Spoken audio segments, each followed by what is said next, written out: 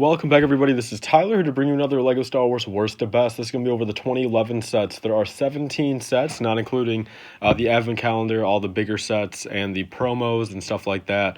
To 17 just regular old sets you can find on your average Target shelf. So let's start off with number 17, guys. That has to be set number 7915, the Imperial V-Wing. I put this at the bottom since I feel like out of all these sets, it's definitely the one that we just did not need the most. I mean, no one really asked for this. No one really expected it. The price per piece was not there. I mean, if it was $15, I'd call it a really good set. The minifigures are cool, but again, in the end, I think it was one of those. I mean, it even says it's from Legends, so I mean, it's one of those sets that I just feel like we did not need. And 2011 was a pretty good year for LEGO Star Wars, so that's why I got to put this at the last spot.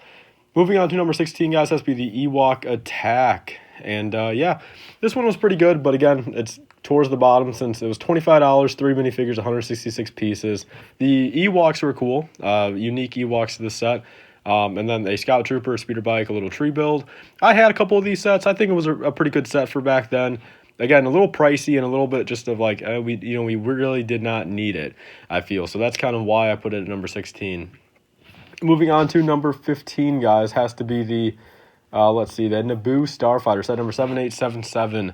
I put this on here, bottom of the list as well. It's one of those sets that, again, not a lot of people asked for. $50, 318 pieces.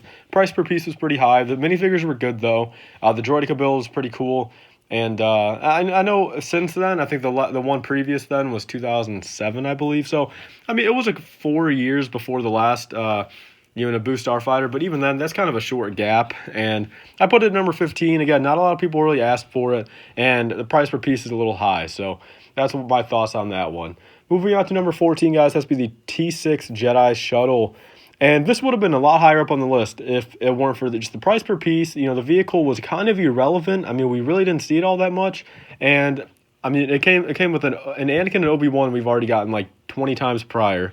The Shock T and the C10 were cool, of course, but I mean, for $60 though, I don't think two really unique minifigures like that justify that price. So that's my thoughts on that, and that's why I got to put it at number 14.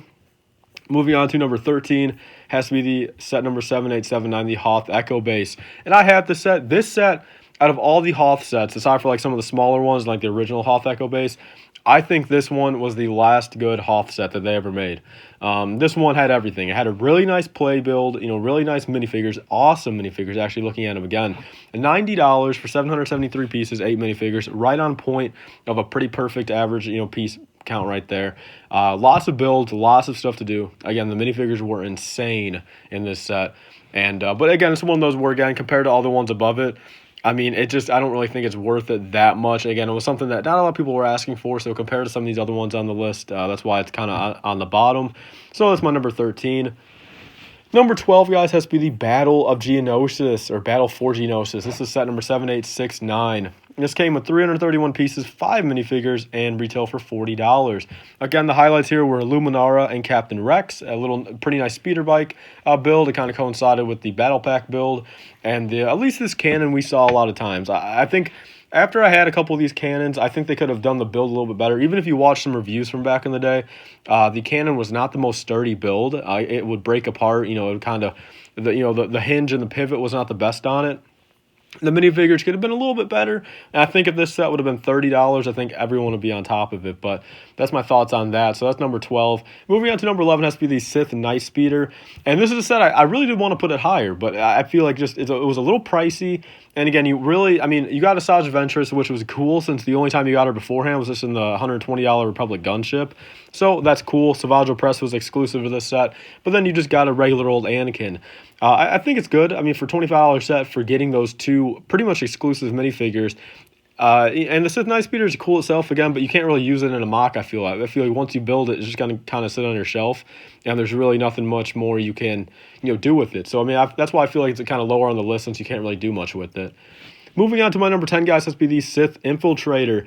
This is the one that I do have built personally, and I think it's a very nice build. It is pretty pricey, though, I'll tell you that. But for this time, though, the minifigures were all brand new, exclusive, and very nice printing. I do got to give them that. That's, I feel, maybe what marked it up a little bit. Sith Infiltrator, I believe in 2011 was when the Episode 1 got re-released in 3D, I believe. So the hype was kind of around there. So in general, I mean, again, the price could be lower, but I feel like just for nostalgia purposes and kind of like useful purposes, I feel like that's why this one's kind of above all the ones prior. So that's my number 10. Moving on to number 9, guys, has to be the Bounty Hunter Gunship. This was something that I feel like no one was expecting that they would make, but I feel like no one really complained. $50 for this, awesome minifigures, Embo, Aura Singh, Suki, and a little assassin droid. No one complained about that. I mean, some people, again, we're maybe saying some of those other bounty hunters in that episode, but I think these are all the most relevant and named ones that they could have included. The build looks great. The build looks super accurate. Again, a little pricey, but that's just kind of, with new minifigures and stuff like that, the exclusive ones, that's kind of understandable. But that's my thoughts on that, and that's why I got to give it the number 9 spot. Moving on to number 8 was the original Mandalorian Battle Pack. Not the new one coming out. This is the original one. This was a very nice Battle Pack, kind of the core of what a Battle Pack should be. 4 plain, regular Mandalorians. These were back when Battle Packs were $13, so a little bit pricey, but not $15 at least. I think $13 was pretty much the ultimate cap, before they were raised it to $15. But yeah, guys, so I put this a little bit lower on the list since Mandalorians are a little yet less useful than some of these other, minifigures, that they could have, clones, droids, rebels, and stuff like that. Mandalorians were definitely a little less useful. I mean, people really didn't need hundreds of Mandalorians. I mean, if it would have came with like 2 Mandalorians, and I feel like this Mandalorian Battle Pack would have been the perfect, time to maybe do a kind of split down the middle Battle Pack, 2 Mandalorians and then 2 of something else. So that's my thoughts on that. But just like what every other battle pack is, you get about 100 pieces for $13 for minifigures, and you can't really complain. Moving on, number 7, guys, has to be the Mace Windu's Jedi Starfighter. This, I think, was the ultimate set that they could have done. $40, you get 4 builds and 5 minifigures, and that being a tactical droid, an exclusive R2 astromech droid, Mace Windu 2 droids. You get a 2-stap, you get a speeder bike, and a Jedi Starfighter for $40. I think that is unbeatable. I know this was exclusive to, I believe, Target, so that's pretty much that, and it was or exclusive to Walmart, actually, it says. So yeah, not too bad of a set. I think this was the ultimate money or value for your money set back then. Moving on to number 6, guys, up to the Geonosian Starfighter. This, of course, I have like 10 of, just from having to do all those Geonosis mocks over the years. But in general, I think it's a very nice set. Pretty pricey, though. Pretty pricey looking back. $30 for 155 pieces. I think why they had to do it, though, was, again, the new Geonosis mold, new Ki-Adi-Mundi mold.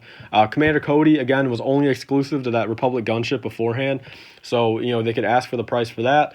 And using that dark orange color, I feel like really kind of marked it up back then. Since dark orange was pretty much a new color back in 2011. So that's why I feel like it was marked up a little bit. But I think if this was like a $20 set, it would have been phenomenal. Would have been absolutely insane.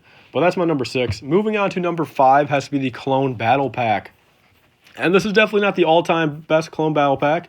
I'll give it that. But at least it tried, and it had a good concept to it. 2 Bomb Squad Troopers, not the most useful, but at least had 2 of the same clone. Hoth Trooper, again, something that you could have army built and was really nice. It was relevant around the time. And an ARF Trooper. Again, very cool, very new mold, very nice, relevancy around the time. And there's pretty much my thoughts on that. $13 again for 4 minifigures, an awesome speeder bike. And there's pretty much that. Moving on to number 4. This has to be the Battle on Naboo. This was pretty much like the ultimate droid battle pack. This was $25. You got 12 minifigures, 10 of those being droids, 2 pilots, 8 regular droids, and then 2 Gungans, or I guess Jar Jar and a Gungan warrior. I remember I got like 5 of these. This was ultimate. If you can get them on sale for like $20, I think like Walmart had them on sale for back then. Absolutely insane. Set number 7929. Insane. I mean, the price per piece is even there. 241 actual pieces for your $25. I mean, that's perfect. So it's number 4, guys. Moving on to number 3 has to be the Anakin and Sebulba's Podracer. You guys have heard me talk about this set a whole lot. I think for the money you paid, $90, I think you got 2 awesome and incredible builds. I mean, the Podracers look humongous. I don't have them in person. It's on my want list. I really do want to get these Anakin and Sebulba Podracers, but the minifigures as well, all brand new, printed, molded, exclusive. Can't go wrong with any of that. And there's my thoughts on that one, guys. Moving on to number 2 has to be the Millennium Falcon. This was pretty much like the turning point in Falcons, as in just kind of making it like that better quality and more, compact and just better looking. And the minifigures were good for the time. The price per piece was a little up there. I mean, 1,254 pieces for $140. I feel like that was quite a lot for back then. But there's pretty much that, guys. Kind of just the biggest set of the wave, most iconic, and just a really nice change of pace. That's why that's number 2. Then moving on to the first one, guys, has to be the Republic Frigate, set number 7964. 1,015 pieces, $120. Came with 5 minifigures, all of those being new and exclusive aside for Yoda. And this year was definitely a very nice year for exclusive minifigures, I realized. So that is pretty awesome. But yeah, this set, I have it in person. I have the Old Republic Cruiser. Very nice build. I recommend it completely. I remember my aunt and uncle got it for me for my birthday back then, and it was insane. All the minifigures are worth a lot right now, and the build itself, no one expected it, and it's definitely one of those that back then, if you had a frigate, an ATTE, a gunship, a turbo tank, a ATO2 dropship, if you had all those bigger vehicles, you were the best. So there's pretty much my thoughts on that. That's why that's number 1.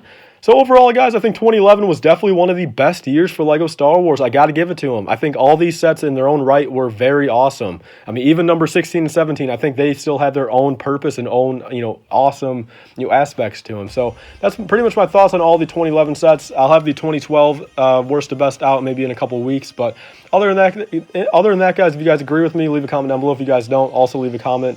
And stay tuned for the next video, guys. Thank you guys all for watching. Please like, comment, and subscribe. Stay tuned for us. See you guys later. Bye. 5% off on your next LEGO purchase. Be sure to use code LIFEBRICK. That's capital L-I-F-E BRICK at REPUBLICBRICKS.com for 5% off your next order. We'll pretty much pay for your shipping or get you a couple dollars off. They sell old LEGO minifigures, sets, mystery boxes, and more. I've got a couple of videos on my channel showing the products. So be sure to use code LIFEBRICK on your next order for 5% off.